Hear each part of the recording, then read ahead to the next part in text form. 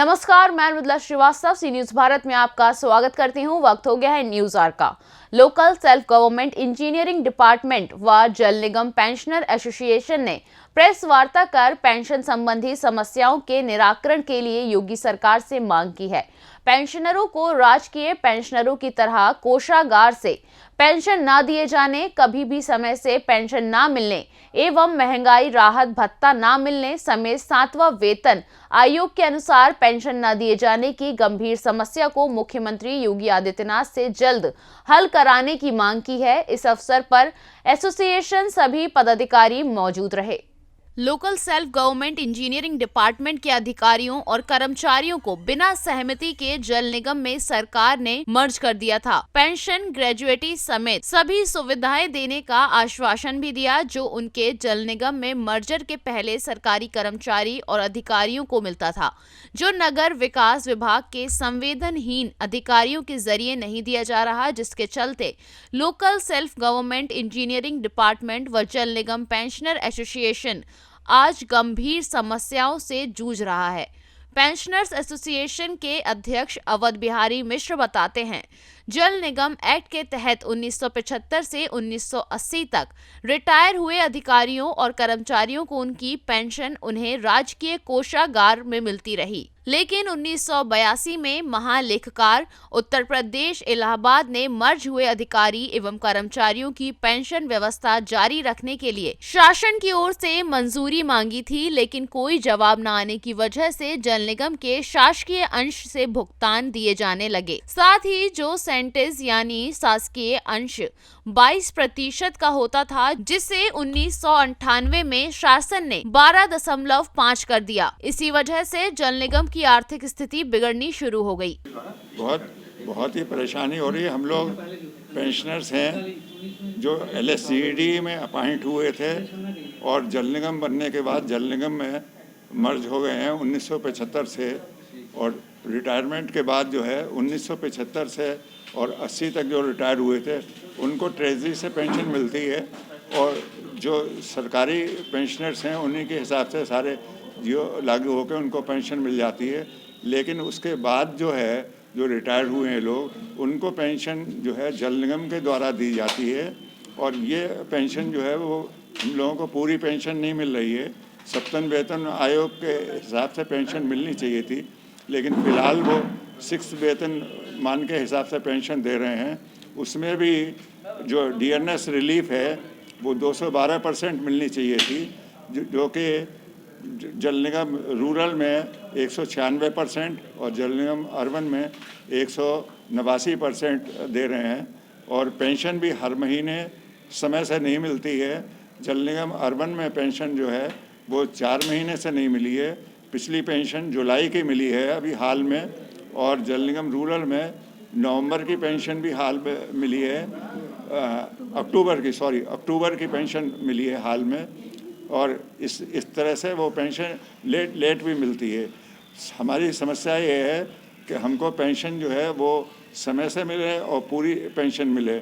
जो 6 पे कमीशन से पेंशन मिल रही है उसमें प्रत्येक व्यक्ति को 2,000 रुपये से 4,000 रुपये महीने कम पेंशन मिलती है, और जब 7 पे कमीशन लागू हो जाएगा तो ये डिफरेंस जो है 4,000 से लेके और 14,000 रुपये महीने का होगा।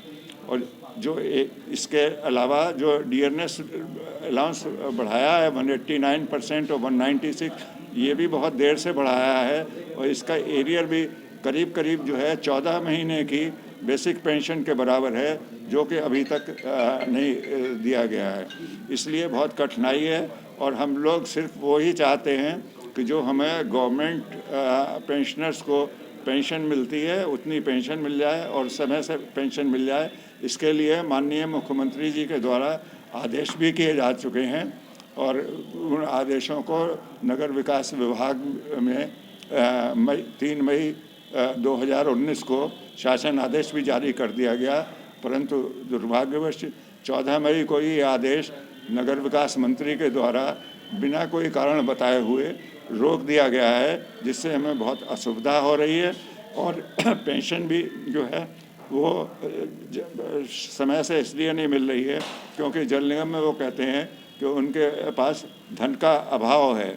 और जो मुख्यमंत्री जी के आदेश हैं उसमें ये भी स्पष्ट किया गया था कि जैसे और सरकारी पेंशनर्स के लिए पेंशन जो है वो ट्रेजरी से मिलती है, उस प्रकार से हमें भी मिलनी चाहिए। और इसके लिए उन्होंने वित्त विभाग ने नगर विकास विभाग को आगे की कार्रवाई के लिए लिखा, परंतु आगे की कार्रवाई के लिए 2019 में लिखा था, लेकिन अभी तक कोई कार्रवाई नहीं हुई है। यदि हमें ट्रेजरी से पेंशन मिल जाए और सरकारी पेंशनर्स की तरह पेंशन मिल जाए, जो कि जल निगम बनाते समय गवर्नमेंट ने एक्ट में धारा 37 में प्रावधान भी किया हुआ है, तो हमारी समस्या का समाधान हो जाएगा। इसके अलावा हम कोई अतिरिक्त जो है वो सुविधा है उसकी मांग नहीं करते हैं। हमारी आयु और हमारी जो महिलाएं हैं, वृद्ध जो विडोज़ हैं, उनको की दिक्कत को देखते हुए हम चाहते हैं कि मुख्यमंत्री जी, जिन्होंने बहुत विचार करके आदेश कर दिए थे, उन आदेशों का पालन करवाएं और हमारी समस्या का हल करवाएं, यही हमारी मांग है। सर, बताया जा रहा था कि आप कोर्ट भी गए, हाई कोर्ट भी गए, कितनी बार गए? कोर्ट में कई लोग जाते हैं, जब नहीं मिलता है तो कोर्ट में कई लोग गए हैं। बीसीओ जो है वो कोर्ट में लगी हुई हैं, लेकिन उसमें भी शासन और जल निगम के बाहर पूरा प्रयास किया जाता है कि कोर्ट में कोई फैसला ना हो पाए और विलम्ब हो, और एक के बाद एक अपील करके शासन का भी जो है धन का दुरुपयोग कर रहे हैं और हम लोगों को परेशान भी कर रहे हैं। तो इसलिए कोर्ट से कोई बहुत जल्दी निराकरण नहीं हो रहा है।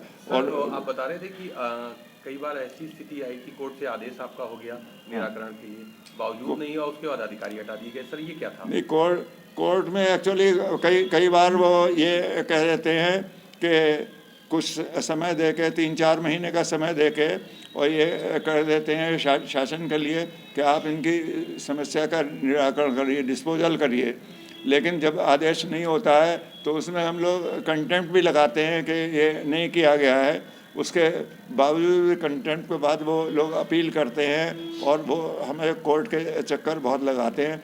लेकिन बहुत सारी वो करने के बाद ये प्रेस कॉन्फ्रेंस एक बहुत मजबूरी की हालत में जो है की जा रही है, कि जबकि हम लोगों ने देख लिया कि इतनी परेशानी हो रही है और उसका किसी भी तरह से कहीं कोई हल नहीं निकल रहा है और रुकावट हो रही है, हमारी कोई सुनने वाला नहीं है।